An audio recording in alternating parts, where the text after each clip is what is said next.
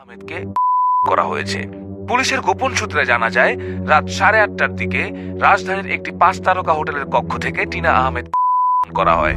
অপহরণকারীকে শনাক্ত করা যায়নি। অপহরণকারীর মুখ কালো মুখোশ পরিহিত ছিল। এছাড়া রাজধানীর আমার একমাত্র মেয়ে, আমার একমাত্র মেয়ে, কি হলো এটা?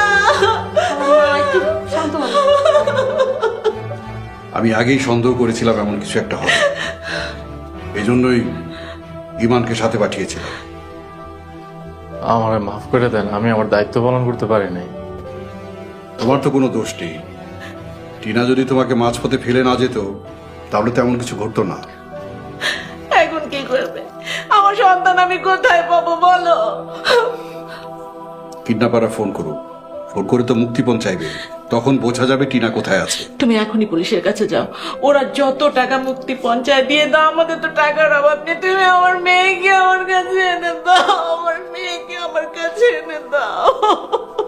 কিন্তু সেটা না হয় দেয়া যাবে, কিন্তু কিডন্যাপাররা মুক্তিপণে টাকার পরিবর্তে যদি অন্য কিছু দাবি করে? অন্য কি চাইবে?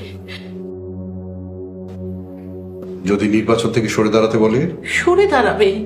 মেয়ের জীবনের থেকে নির্বাচন তোমার কাছে বড় হয়ে গেল? আমি এত সহজে হার মানব না। যারাই এই কাজ করেছে জেনে বুঝেই করেছে।